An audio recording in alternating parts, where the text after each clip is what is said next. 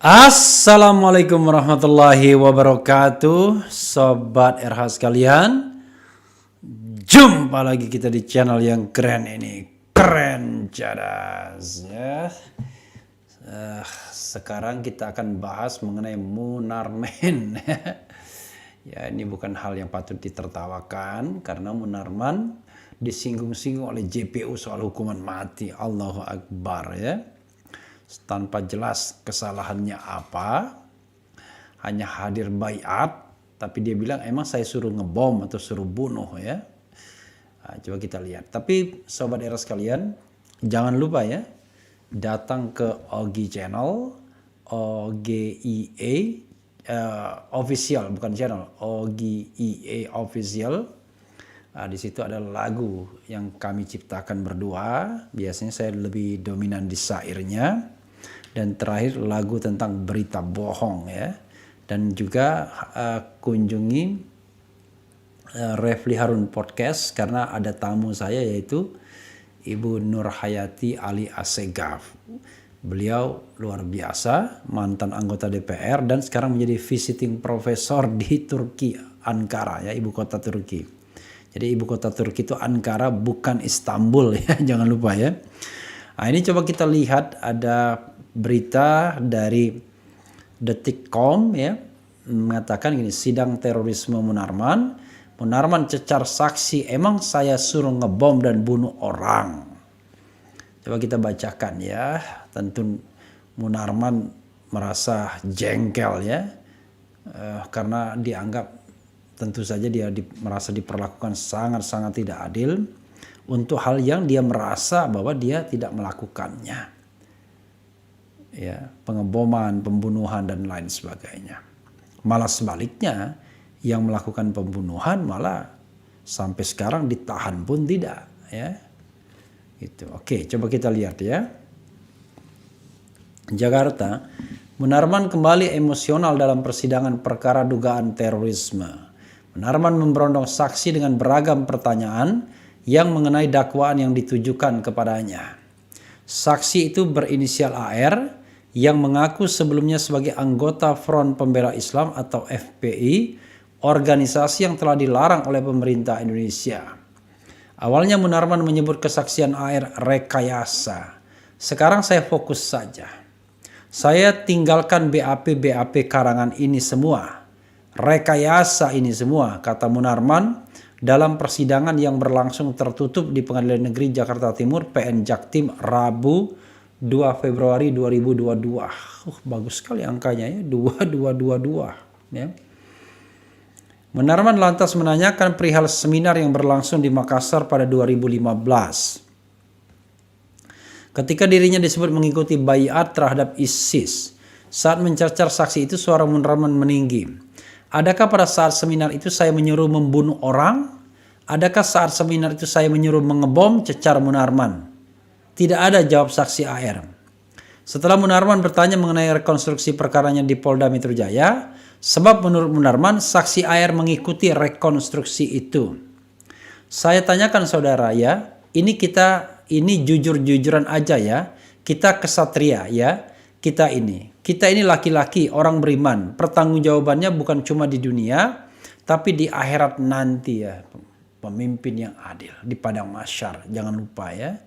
Jadi kalau hari ini kita merasa berkuasa ya, merasa menjadi pihak yang berkuasa, maka yakinlah bahwa kalau kita zalim tetap ada balasannya. Saya tanyakan saudara, karena pada saat kita rekonstruksi, saya masih ingat itu. Ingat betul rekonstruksi di Polda Metro Jaya kan? Tanya Munarman. Ya, jawab saksi AR singkat. Saat rekonstruksi itu menurut Munarman, saksi AR menyebut tidak ada baiat pada 24 Januari 2015. Namun kini di dalam persidangan saksi AR mengaku tidak menyaksikan acara itu. Saudara waktu itu masih di Cikeas, didatangkan ke Polda. Saudara menyatakan di acara tanggal 24 tidak ada baiat. Kita sempat berisi tegang pada saat itu. Artinya kita itu yang menyatakan tidak ada baiat dengan kelompok yang menyatakan ada baiat. Ingat tidak? Tanya Munarman. Ingat, jawab saksi AR. Ingat, waktu itu saudara menyatakan tidak ada baiat, tanya Munarman lagi. Iya, tidak menyaksikan, jawab saksi AR. Simak selengkapnya di halaman selanjutnya. Oke. Munarman lalu menyanggah pernyataan saksi karena keterangannya berbeda dengan yang di persidangan. Dengan nada tinggi Munarman menuding saksi AR telah dikondisikan sebelum bersaksi di persidangan ini.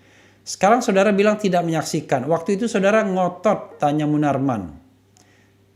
Iya, saya tidak menyaksikan, jawab saksi AR. Ya sudah, saya sudah tahu saudara dikondisikan ya. Beberapa hari sebelum ini saudara sudah dikondisikan, kata Munarman. Mendengar hal itu, hakim lalu menengahi keduanya dan meminta Munarman berfokus memberikan pertanyaan. Munarman menjawab hakim, menurut Munarman, pernyataan saksi AR merupakan rekayasa yang luar biasa. Terdakwa, tanya saja, kata hakim. Tidak seperti itu Bang Haji, kata saksi AR ke Munarman. Pertanyaan yang kita minta pertanyaan, kata hakim lagi. Karena rekayasa ini sudah luar biasa, tegas Munarman. Nanti saudara bisa di pembelaan ya, ucap hakim. Dalam perkara ini Munarman didakwa menggerakkan orang lain untuk melakukan teror. Allahu Akbar ya.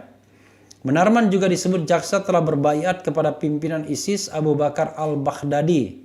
Jaksa mengatakan perbuatan Munarman itu dilakukan di sejumlah tempat. Adapun tempatnya adalah Sekretariat Front Pembela Islam FPI Kota Makassar, Markas Daerah Laskar Pembela Islam LPI, Pondok Pesantren Tahfizul Quran Sudiang Makassar, dan di Aula Pusbinsa Kampus Universitas Islam Negeri Sumatera Utara. Perbuatan Munarman itu dilakukan dalam kurun 2015. Menurut jaksa, Munarman sekitar Juni 2014 melakukan baiat kepada pimpinan ISIS Abu Bakar al-Baghdadi. Baiat itu dilakukan di UIN Syarif Hidayatullah Ciputat. Ya,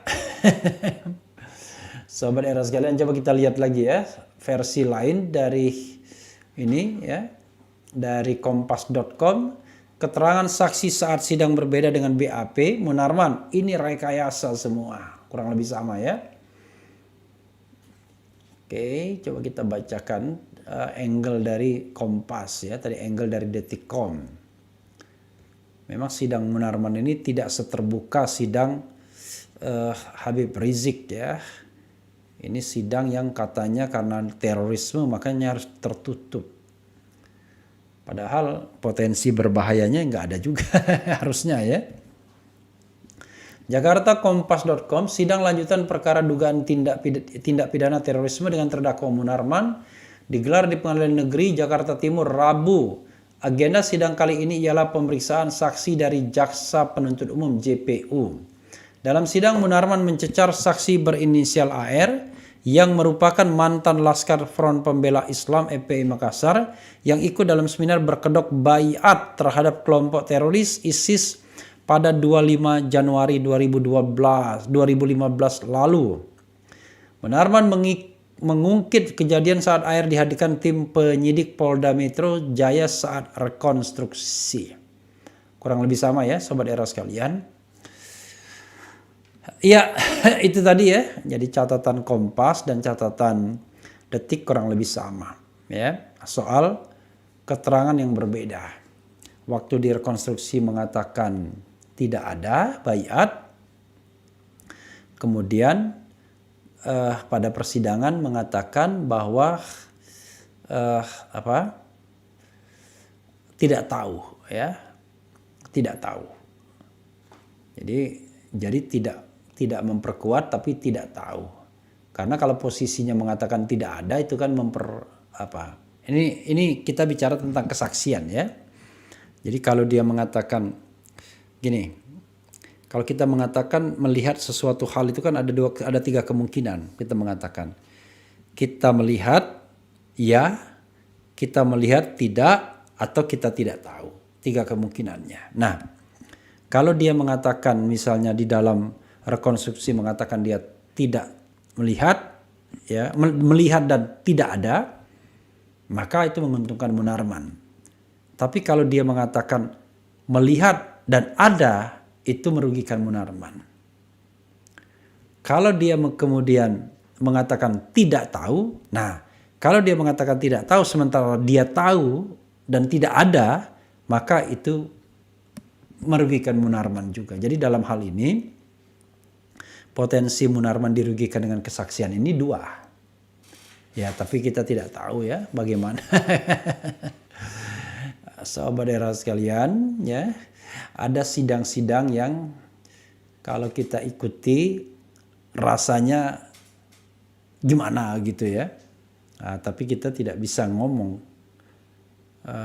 apa adanya, apa yang kita pikirkan dalam hati kita.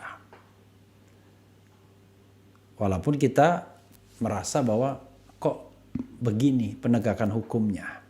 Ya mudah-mudahan lah Munarman tetap mendapatkan keadilan. Apalagi saya membaca hari ini disinggung-singgung tentang hukuman mati. Allahu Akbar ya. Pertama, menggerakkan orang lain untuk melakukan teror itu sendiri belum jelas. Terornya apa? Kan harus jelas. Kedua, baiat. Ya kan? Kita yang menganalisis.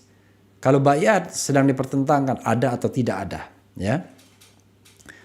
Dan kalau baiat ya tentu beda kualitasnya dengan menggerakkan orang untuk melakukan teror yang bisa berakibat pada hukuman mati. Masalahnya adalah apa teror yang dilakukan. Ini kan sama saja menggerakkan orang. Jadi terornya apa, lalu yang diduga digerakkan Munarman apa. This is the question sesungguhnya. Yang karena kita mengikuti pemberitaan-pemberitaan, ya saya belum menemukannya. Paling tidak peristiwa terorisme di mana yang digerakkan oleh Munarman. Itu pertanyaannya sesungguhnya.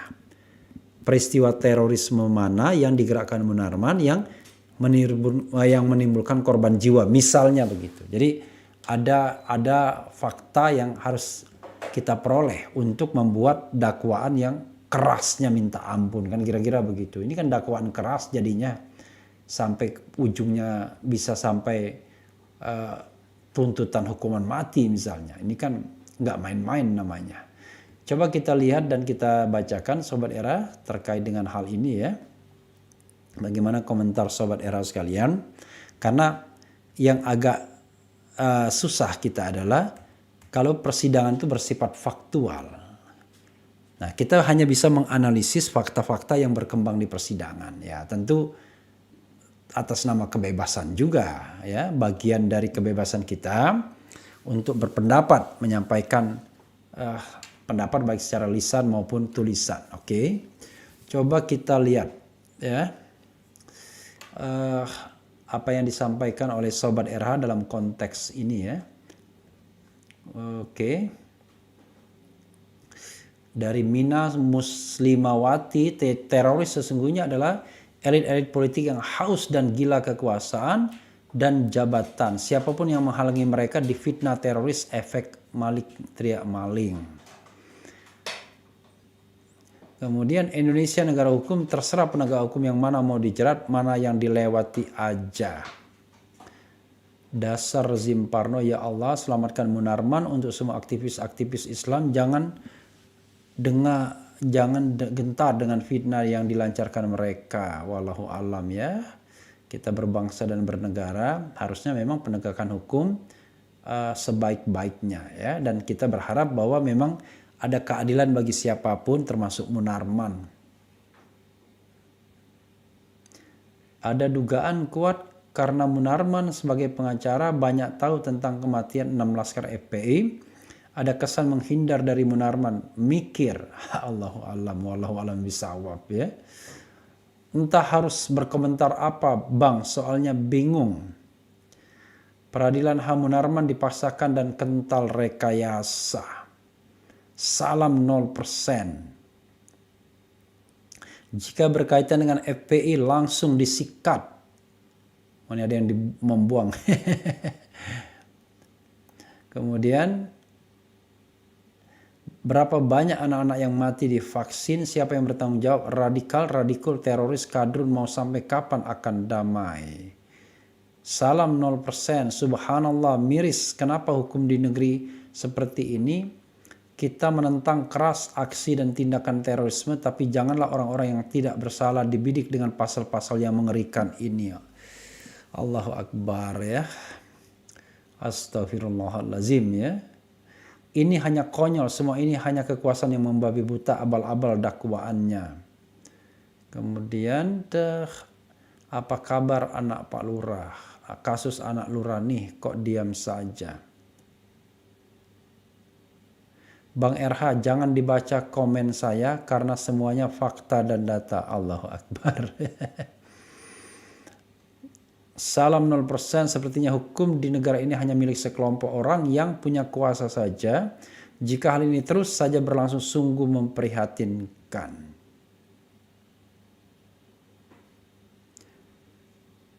Dikit-dikit di penjara, dikit-dikit di penjara. Lama-lama orang iseng bisa di penjara juga. Allahu Akbar ya. Bang, dukung perjuangan Babi Aldo dong biar bisa nemuin Kemenkes ya, bukan Kementerian Kesehatan, nemuin Menkes ya maksudnya. Ya, sahabat era sekalian, itu saja ya. Mudah-mudahan baik semuanya, keadilan bagi Munarman, proses persidangannya berlangsung secara fair ya, fair trial agar keadilan bisa didapatkan. Ya, apalagi yang bersangkutan sudah ditahan sejak tanggal 27 April ya. Mei, Juni, Juli, Agustus, September, Oktober, November, Desember, Januari. Ya. Jadi sudah 9 bulan yang bersangkutan ditahan. Dan ini masuk yang ke-10 bulan. Sementara kasusnya juga belum selesai. Paling tidak di tingkat pengadilan negeri. Ya, itu saja sahabat era sekalian. Yang penting tetap di channel ini. Wassalamualaikum warahmatullahi wabarakatuh.